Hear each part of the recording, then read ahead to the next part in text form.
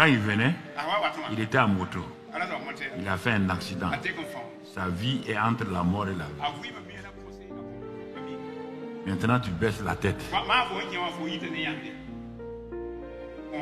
Voilà, tu viens de pécher contre un innocent. Et tu crois que Dieu est content. Non, tu ne connais pas? Le chrétien prie en langue. Le chrétien ne juge pas. Sa prière va te bloquer. Donc, vous voyez, vous parlez trop vite. Trop vite. Et vous condamnez. Vous condamnez. Et c'est ça le problème. Ah, ça vous regarde parce que tu te condamnes, tu ne peux pas condamner l'autre. Même le refus de pardonner là. Dieu dit quand tu refuses de pardonner, même celui qui t'a fait du mal là, il a plus l'aise que toi. Le feu est chez toi. Le feu n'est pas celui qui t'a fait du mal. Le feu ira chez lui quand tu vas lui pardonner. Quand tu lui pardonnes, Dieu transfère le feu chez lui. Il dit dans la Bible. C'est moi qu'on a fait du mal et c'est moi qui ai le feu. Oui. C'est le principe de Dieu comme ça. Si tu veux que le feu se transfère, pardonne. Et pourquoi tu as... Regarde, c'est pourquoi vous avez du feu. Moi, quelqu'un ne m'a pas fait quelque chose. Quand je le rencontre, je l'appelle, je ris, je le bénis. Il a fait une faute, elle a fait une faute. Mais je le bénis. Et je suis à l'aise. Je ne suis pas mal à l'aise avec quelqu'un, sauf que les gens viennent vers moi. Je ne suis pas mal à l'aise avec quelqu'un. Parce que pour moi-même, ce n'est pas pour lui. Dieu dit que je ne pardonne pas. Lui ne me pardonne pas. Je ne suis pas exaucé.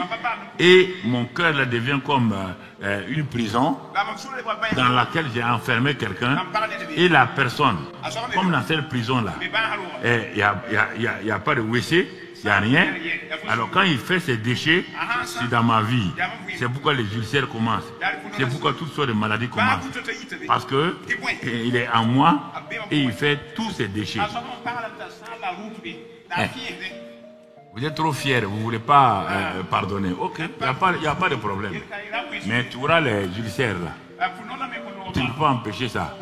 Tu auras toutes sortes de maladies qui peuvent te transformer en maladie terrible. Tout ça, c'est se préparer dans le lieu lutte et secret. Alors, dans ce lieu secret-là, je commence à prier par la parole de Dieu. Par exemple, je me lève le matin, je ne sais pas qu'est-ce qu'il faut faire. Je ne sais pas comment prier. Il y a des jours comme ça, tu te lèves. Moi, je me lève comme ça, je ne sais pas comment prier. Tout le monde. C'est pourquoi quand tu lis les psaumes de David là, tu vas trouver à des moments de dire, ah Seigneur, que dois-je faire? Tout le monde se pose question. On ne se lève pas parce qu'on est pasteur et puis on a des... Non. J'ai mes problèmes personnels. Et ces problèmes personnels là m'empêchent de parler à Dieu. Il faut que je mette de l'ordre là-dedans. Alors en ce moment, je cherche à savoir quelle forme de prière je vais prier.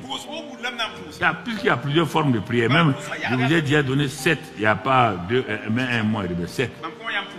Quelle est la forme de prière que je vais prier maintenant? Dans ma situation, en me réveillant le matin. Si je ne sais pas, je dis quoi? Alléluia. Gloire à Dieu.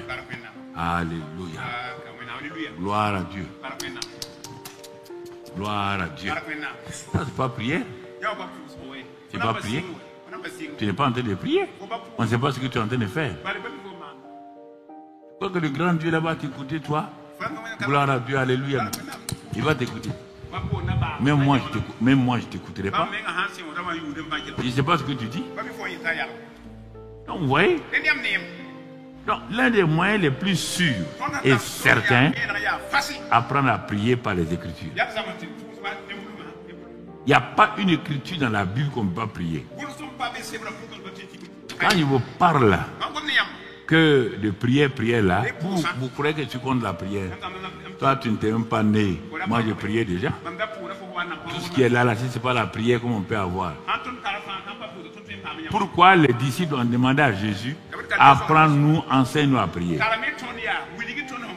Comme Jean-Baptiste a prié. Il priait. Et il priait. Mais la prière n'était pas exaucée.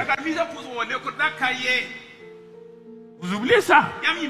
C'est pourquoi ils ont demandé le meilleur moyen pour avoir sa prière exaucée.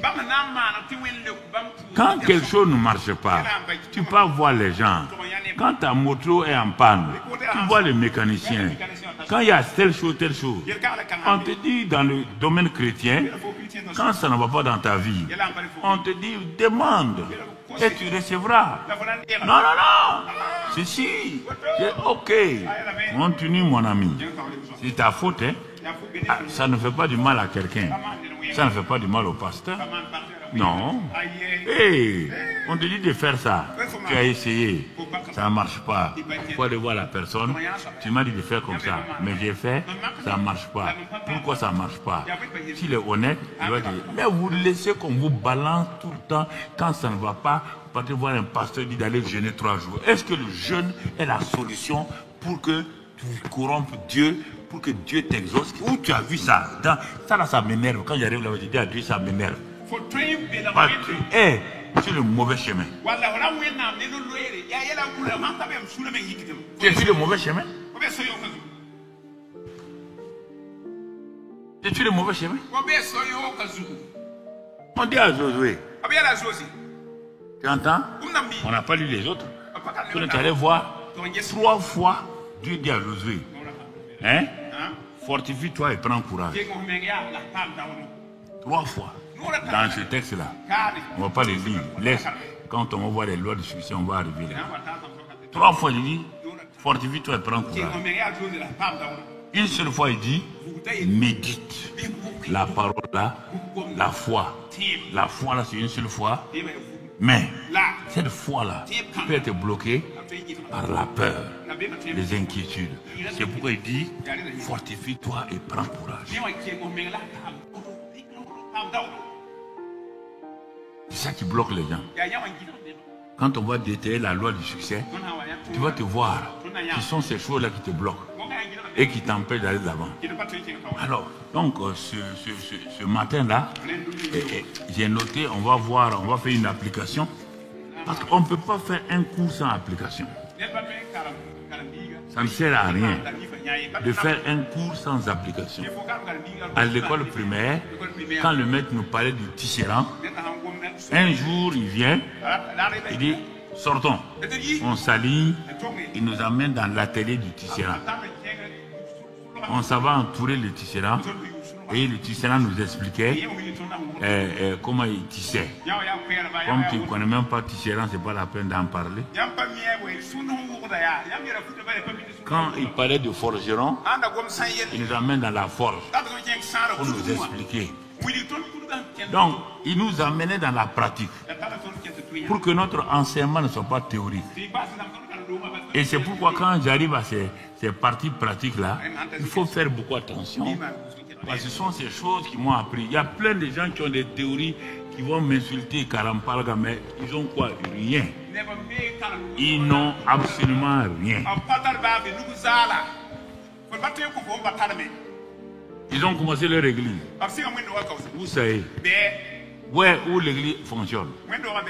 Il faut être pratique. Tu n'as jamais vu, quelqu'un a été à l'école d'infirmier sans aller en stage pratique.